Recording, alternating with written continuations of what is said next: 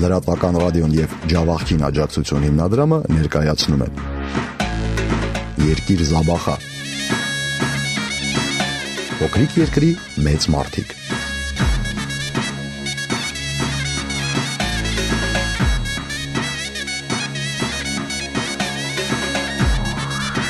Ողջույն հարգարժան ռադիոընկերներ, եթերում Երկիր Զաբախա հաղորդումն է, տաղավարում ձեզ հետ Վահե Սարգսյանն է։ Այսօր մենք տաղավար ենք հրավիրել Ճարտարապետության թեկնածու, Ճարտարապետության պատմաբան, Մշակույթի նախարարության պատմամշակութային ժառանգության գիտահետազոտական կենտրոնի փոխտնօրեն մեծարգո պարոն Կորյուն Ղաֆադարյանին։ Այսօր մենք խոսելու ենք պարոն Ղաֆադարյանի հոր, բազմավաստակ վիմագրագետ, հնագետ, պատմաբան Պրոֆեսոր գիտության վաստակավոր գործիչ մեր շատ սիրելի Կարո Ղաֆադարյանի կյանքի եւ ստեղծագործական գիտական հզոր ժառանգության պատկառելի ժառանգության մասին բարև ձեզ պարոն Ղաֆադարյան բարև ձեզ գիտեմ որ դժվար է հայրիկի մասին ներկայացնել այն իմաստով որ կարող է համեստությունը թույլ չտալ շատ բաներ ներկայացնել բայց նաև մյուս կողմից շատ բաներ կան շատ պատմություններ հուշեր եւ այն ամենը ինչ որ դուք կարող եք ներկայացնել բնականաբար ձեր հոր մասին ուրիշ ոչ մեկ չի կարող որպես նրա որդին այս իմաստով մեր ռադիո լսողը եզակի հնարավորություն ունի լսելու Կարո Ղաֆադարյանի մասին անմիջապես նրա որդուց որպես ավանդույթ սկսում ենք նրա մանկությունից Ախալցխան, այն միջավայրը, որտեղ ծնունդ է առել պարոն Ղաֆադարյանը եւ այնուհետեւ երիտասարդության տարիներ ուսումնառություն խնդրեմ։ Շնորհակալություն, ես հավակնություն չունեմ իհարկե գնահատելու Կարո Ղաֆադարյանի գիտական գործունեության արժեքը եւ այն ես ուղղակի որպես ականատես նրա որդի կարող եմ պատմել նրան որպես մարդ որպես ընկերական շրջապատ, որոնցին ես ականատես եմ եղել Եվ պատմել նրա այն գործունեությունը, որտեղ ես ինքս մասնակցել եմ, մասնավորապես հնագիտական պեղումների կամ հնագիտական այլ արշավանքների, բաների վերաբերյալ։ Դուք Երևանում եք ծնվել։ Այո, հայրիկս ծնվել է Ախալցխայում, եկել է Երևան արդեն ուսանող որպես ընդունվել է համալսարան եւ այնուհետեւ մնացել է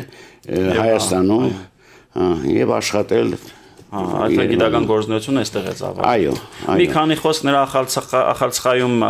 մանկության տարիների մասին, այսինքն դպրոցը որտեղ է գնացել։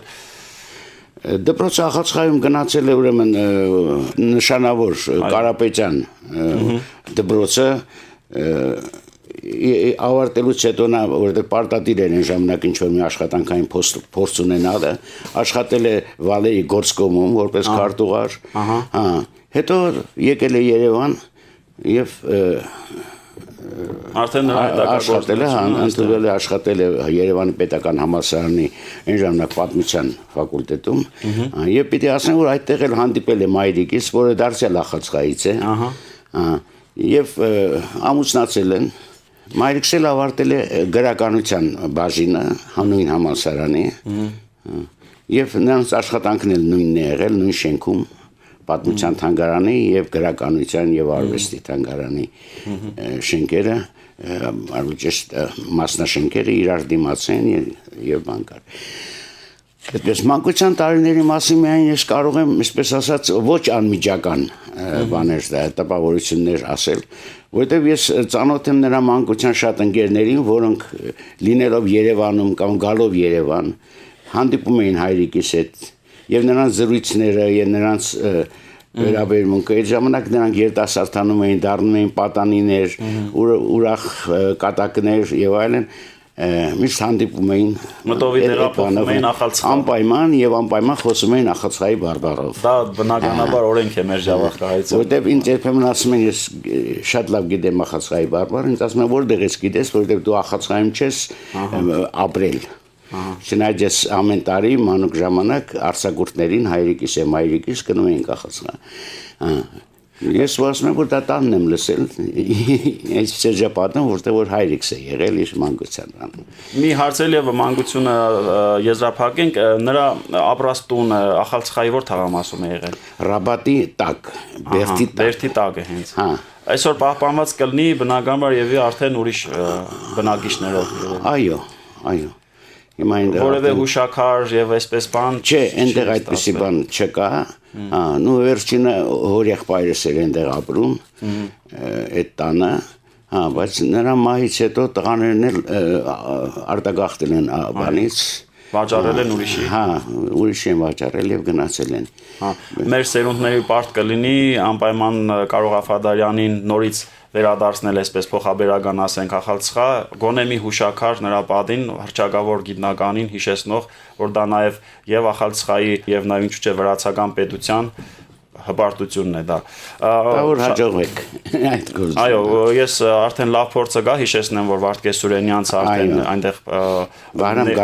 Վարամ Գայֆեջյանի հուշակարը փակցվեց նրա տան պատին եւ այսպես ախալցխան բազում մեծեր է տվել։ Շատ լավ, շարունակենք մեր զրույցը, պարոն Ղաֆադարյան, անդրադառնանք Կարո Ղաֆադարյանի հետագա արդեն գործնեության շրջանին, ավարտելով բուհը, որտեղ է աշխատել, ինչ գործնեություն է ծավալել։ Ավարտելով բուհը նա աշխատել է հուշարձանների պահպանության վարչությունում, որտեղ որ ես սկսել եմ իմ գործունեությանը սկիզբը, հա։ Եղել է Էջմիածնի Հռիփսիմի եկեղեցում կազմակերպել է թանգարան, Էջմիածնում է աշխատանքներ կազմակերպական աշխատանքներ կատարել հուշարձանների պահպանության բնագավառում։ Վիմագրական ուսումնասիրությունները կատարել տարբեր տեղերում, այդ թվում նաև Երևանում։ Առաջին պեղումներից է նրա Կիրովականում դամբարանադաշտի պեղումներ։ Եվ նա 1937 թվականին սկսել է Կարմիր բլուրի պեղումները։ Կարմիր բլուրի պեղումները առաջինը սկսել է ինքը, որտեղ այնտեղ հայտնաբերվել ուրարտական արձանագրություն եւ իրեն գործողել են այնտեղ պեղումներ կատարելու եւ նա ունի 3 աշխատություն Կարմիր բլուրի վերաբերյալ նախքան Պյատրովսկին։ Հա, Պյատրովսկին հետո է ուրեմն եկել եւ 49 թվականից կարծեմ արդեն նա է ուրեմն ղեկավարում է պեղումները։ 40-ից 65 թվականներին շուրջ 25 տարի տնօրինել է Հայաստանի Պատմության Պետական Թանգարանը։ Այս շրջանի մասին ինչ կասեք։ Նա փոխարինել է Հակոբ Զորյանին որպես տնօրեն Հայաստանի Պատմության Թանգարանի։ Այսինքն սա նոր կազմավորման, երևի թե ձևավորման շրջան կարելի է համարել այդ բանը եւ հավաքել է։ Շատ մեծ աշխատանք է կատարել այդ թանգարանի ստեղծման, կազմավորման բնագավառում։ Այո, այդ թանգարանը նույն շենքում է, ինչպես որ այսօր է Հայաստանի Պատմության թանգարանի շենքն է, բայց այն ժամանակ դեռ այդ երեսապատումը կամ բանը չկար։ Դա Երևանի Արական դպրոցի շենքն էր։ Այդտեղ եղել է ուրեմն բան, որը ավարտվել է անմիջապես հեղափոխությունից առաջ, բայց այդտեղ դեռ դպրոցը չի ստեղծվել։ Դպրոցը չի տեղափոխվել այդտեղ։ Միանգամից դա մի քանի կազմակերպությունների տրվեց, հետո ստեղծվել է այդտեղ ուրեմն Պատմության թանգարանը։ Մի մասում, մյուս մասում գրականության թանգարանը, մյուս մասում շատ լավ գիտեք Հայ ֆիլհարմոնիայի փոքր դահլիճ է, այդպես էր կոչվում։ Հիմա կարծեմ Բաբաջանյանի անվանը։ Այո, Բաբաջյանի Ես այն ժամանակվանից այդ թանգարանում միշտ եղել եմ եւ տեսել եմ այն աշխատանքը, որ նա կատարում էր այնտեղ, այդ ցուցահանդեսի կազմակերպանը նա մասնակցում էր բոլոր մակարդակներով, սկսած ուրեմն կրությունից այդ ծանր բաները տեղափոխել, դասավորել խոյակներ, քարեր, փայտե եւ պիտի ասեմ նաեւ որ այն ժամանակ հետաքրքիր այդպես մի ավանդույթ կար, որովհետեւ հարմար ուրիշ տեղ չկար ժողովրդական տնտեսության նվաճումների ցուցահանդեսի համար։ Եվ այդ թանգարանի առաջի հարկը ազատում էին ուրիշ ցուցադրություններից եւ հատկացնում էին միայն արդյունաբերական բաների արտադրանքները ցուցադրելու համար։ Այնտեղ ցուցադրվում էր եւ սննդամթերք եւ ոչ մեծ չափի արտադրական բաներ, էլեկտրոմոտորներ եւ այլն։ Մինչեւ որ ստեղծվեց ժողովրդական տնտեսության նվաճումների ցուցահանդեսը արդեն առաջ այդտեղ էր ծառայում։ Բանը եւ ամեն հոբելյանական տարի նրանք նորոգում էին այդ բանը ժամանակավորապես փակվում էր առաջի հարկը որպես պատմության թանգարան եւ այնտեղ տրամադրվում էր այդ ժողովրդական տնտեսության նվաճումների բան եւ այդ ամբողջ վերափոխումը հսկայական աշխատանք էր պահանջում նաեւ ֆիզիկական այդ բոլորին ես ինքս եղել եմ ականատես փոքր հասակից միշտ հայրիկիս կողքին եմ եղել եւ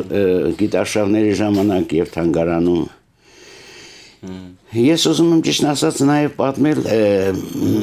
հայրիկիս ազգականների, ընկերների, որոնք բոլորը մանկության ընկերների նկատի ունեմ, բոլորը Ախացխայից էին եւ շատ անգամ հանդիպում էին հենց մեր տանը կամ այլ տեղերում եւ իրենց երիտասարդական ավյունով, իրենց երիտասարդական սրամտություններով, կատակներով ժամանակ էին անցկացնում մեր ազգականներն էին, ասենք, հայրիկիս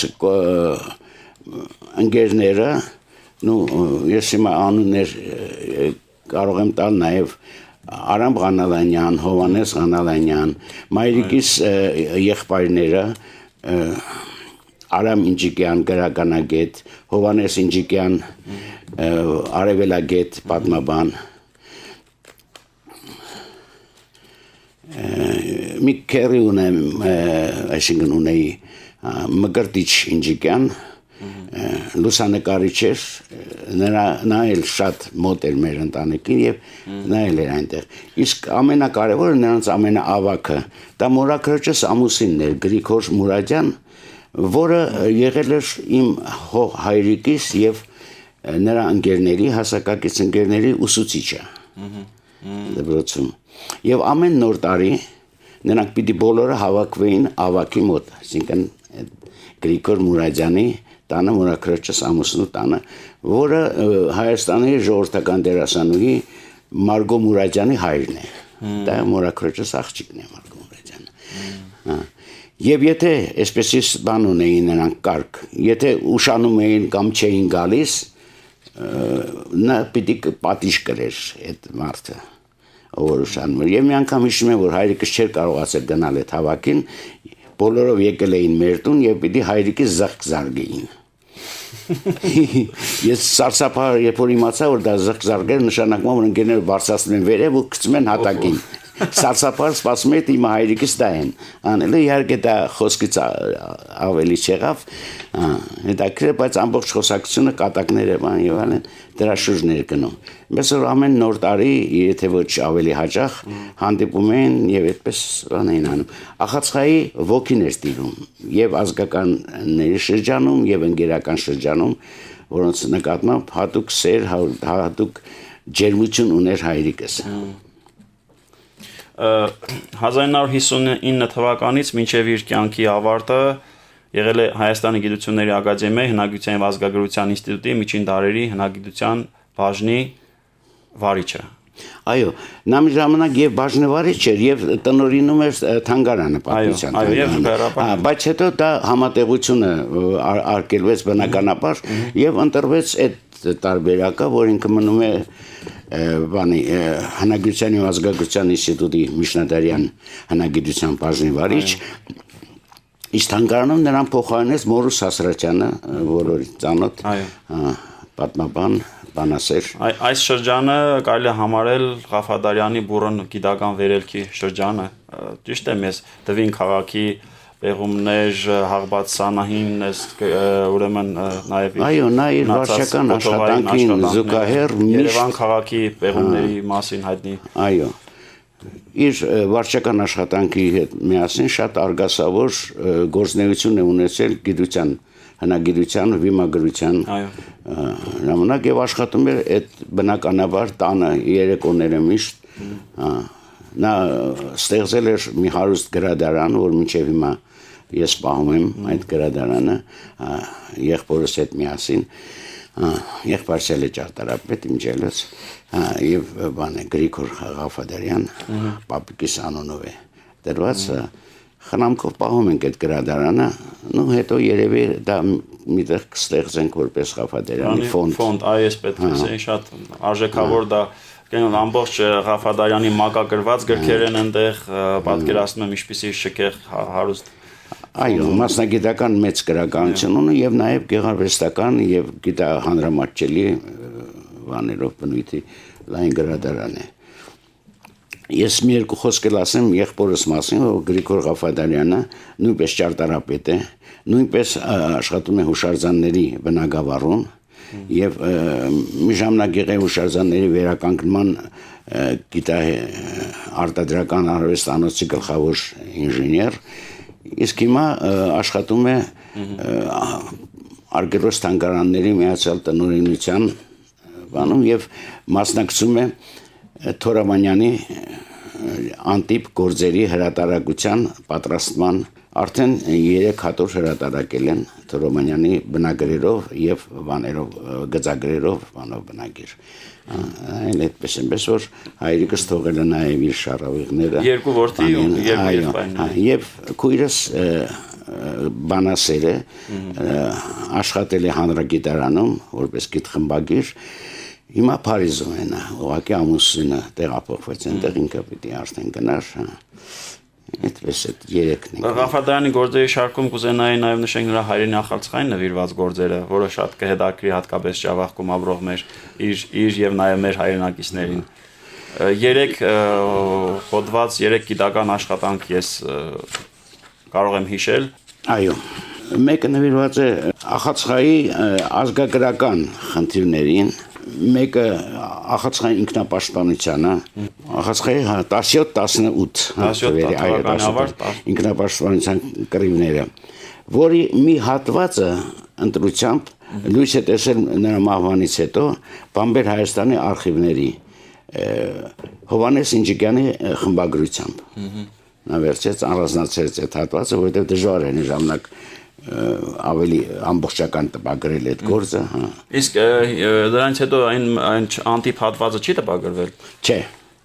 այդ ամբողջական բանը պետք է մի հատ նոր խմբագրություն անցնի եւ տպագրվի, եթե Կարծում եմ ժամանակի հրամայականն է, որ անպայման նոր սերունդները մեծ գիտնականի այդ կարևոր գործ ախալցխայի մասին տեսնեն ամբողջական տպագրված տածեր։ Այո, արխիվում կա ձեռագիրը, կարելի է ուրեմն դա Անձնական արխիվում է ձեր մոտ է։ Այո, արխիվը մեզ մոտ է։ Շատ այլ աշխատանքների, ձեռագրերի, լուսանկարների Նաև հանրագիտարաններում ունի բազմաթիվ Այո, հանրագիտարաններ Հիմնականում վիմագրական աշխատությունները նվիրված են Հովանավանքի արձանագրություններին, Հաղպատի արձանագրություններին, Երևանի արձանագրություններին, Սանահինի արձանագրություններին եւ շատ սկայական քանակի նյութունի հավաքած դաշտային, որը ինքը չհասցրեց մշակել եւ բանանել։ Դրանցից մեկն է Շամշադինի շրջանի վիմագրական արձանագրություններն, վիմագրական նյութերն են, որոնք ինքը հավաքել է, բայց չի հասցրել լրի մշակել, վերլուծել։ Երևանի հուշարձաններին մասամբ հրատարակվեց նրա վերջին հետմահու հրատարակված այս գրքում, որը մի ձեռքի տակ է հիմա, կոչվում է Էջեր հայոց միջնադարյան մշակույթի եւ պատմության։ Այդտեղ լույս տեսավ այդ Շամշադինի մի հատվածը։ Սա գործերի ժողովածու է։ Այո, այդ անտեպի մոտ 100 էջ բանով բոլորը գրչագրերով արված լուսանկարներով եւ վերլուծությամբ արված բաներ են, նյութեր են։ Այդ Շամշադինը առաջին անգամ լույս է տեսնում հետմահու։ Պետք է այս գրքի երկրորդ հատորը լույս տեսներ, հնագիտության ինստիտուտը ձեռնամուխ էր եղել երկհատորյա կազմելու, բայց երկրորդ հատորը դեռ բան չեղավ։ Ես ուզում եմ խոսել նաև հայրիկից փոխարինող հնագետի մասին, Արամ Քալանթարյանի մասին, որը հայրիկից մահից հետո ղեկավարեց Դվինի պեղումները, իսկ նախքան այդ միշտ եղել է նրա տեղակալը, հոյակապ մասնագետ եւ հորակապ աշակերտ, ամենալավ աշակերտը հայրիկիս եւ դժբախտաբար նա էլ կյանքից հեռացավ ժամանակից շուտ։ Հիմա Դվինի պեղումները շարունակում են, ղեկավարում է Հուսիկ Մելքոնյանը, պատմական գիտությունների դոկտոր։ Աղարտան հայտնի է, որ գիտնականները ժամանակի սղության առումով այնքան շատ մեծ ուշադրություն չեն կարողանում հատկացնել իր սիրելի ընտանիքին, զավակներին։ Այ որպես ընտանիքի հայր, պրոֆեսոր վաստակավոր հնագետ Կարո Ղաֆադարյանը ինչպիսին է եղել իր որդու աչքերով։ Նա եղել է շատ ուշադիր հայր, բայց նա իրոք չի ունեցել երկար ժամանակ մեզ տրամադրելու, այսինքն հատկացնելու մեզ հետ խաղալու, ավելի մեծ հասակում ինչ-որ ուսուցանելու անձամբ, բայց միշտ զգացել ենք նրա խստությունը, նրա հոգատարությունը, նրա սերը, Այդպես նա շատ ուշադիր հայր է եղել։ Իսկ մասնագիտական կողմնորոշումը այլ երկու զավակների կարծես թե մոտ են։ Այո, բայց որևէ ուղղորդում չի եղել։ Ես դա անկեղծ եմ ասում, որովհետև մենք դա ենք տեսել եւ չենք պատկերացել, թե ուրիշ ինչ կարելի է բան անել, այսինքն նրա աշխատանքի մեջ ենք եղել միշտ եւ նրա հետ ենք եղել նաեւ դաշտերում աշխատանքային process-ը տեսնելով, պեղումներին ենք մասնակցել որպես դիտորդ իհարկե, եւ մեր պատկերացումը դա եղել, ակամա մի անգամից այդպես ստացվել։ Իհարկե օգնություն եղել է հայրիկիս կողմից, մասնավորապես Դվինոն Կարմի ճարտարապետ Լիպարետ Սադոյան։ Նա եղել է իմ ճարտարապետության եւ գծագրության նաեւ առաջին ուսուցիչը։ Եվ ես աշխատել եմ միջև այլ նմանվել նրան, որովհետեւ շատ բարձրաստիճան լավ ճարտարապետ եղել, գրաֆիկ կատարող։ Եվ մի բան էլ ասեմ, մայրիկիս քերին Վահրամ Գայֆեջյանն է։ Այսի նոր բացահայտում ենք։ Եվ իմ նկարչության առաջին դասատուն տնական դասատուն ոչ թե վանում, եղել է Վահրամ Գայֆեջյանը, որ ինքը բերում էր ինչ-որ մոդելներ գիպսից մեր տուն եւ ես նկարում էի ինքը իհարկե ուղում էր բան, այսինքն այդպեսի միջավայրում ենք մեծացել։ Վաստակավոր հռչակավոր նկարիչների հնագետների, գիտնականների միջավայրում։ Դա որպես ուրեմն ընտանիքի հայր միշտ եղել է ուշադիր եւ շատ բայրես կամ ուրախ միշտ նաեւ։ Ես կուզենամ բանի Դվինի էքսպեդիցիայի մասին մի քիչ խոսել, որը մի ինչ ասեմ, համեմատեմ մի լավ ընտանիքի հետ, որտեղ հայրիկս ղեկավարում էր այդ պեղումները, որտեղ իմ մանկությունն է անցել նաև եւ մինչեւ այժմ ես Դվինի հնագիտական արշավախմբի անդամ եմ, ճարտարապետ եւ չափագրում եմ նոր պեղումները։ Նա ստեղծել էր մի լավ կոլեկտիվ աշխատանքային, ես խոսեցի արդեն Արամ Քալանթարյանի մասին, բայց այնտեղ կան նաև այլ հնագետներ, Նյուրա, Գայանեն, Ֆրինան, Աղավնին, որոնք մինչև հիմա աշխատում են, շարունակում են այդ գործը, ինչպես ասեցի, Հոսիկ Մելքոնյանի ղեկավարությամբ, եւ այդ ջերմ կոլեկտիվը, ինչ ասեմ, ինքնամոռաց նվիրվածությամբ աշխատում է այդ բանում մինչև այսօր։ Եվ շատ բաներ կան, իհարկե, կենսական առօրյա դեպքեր, որոնք կարելի է հիշել, բայց դրանք այնքան շատ են, որ ես արդեն կդժվարանամ ասել, ես ուղղակի նշել այդ համերաշխ կոլեկտիվի ստեղծումը եւ դրանց արդյունքները, որոնք մի քանի հատոր գրքեր են Դվինի պեղումների վերաբերյալ։ Ես շնորհակալ եմ, որ դուք հիշում եք եւ ամեն հաղորդում նվիրում եք հայրիկիս հիշատակին։ Ամեր պարտքն է։ Ջավախքի նոր սերունդը հատկապես այսօր դժվարություններ ապրում, ճանաչիր մեծերի։ Դա մի սերունդ էր, որ մեկ հոգով չէր, դա մի ամբողջ աստղաբույլ էր։ Ես տվեցի անուններ, ազգանուններ, բայց դա բան էր, ինչ ասեմ, այդպիսի մի սերունդ էր, որ եկավ, իր գործը արեց եւ գնաց թողնելով նաեւ իր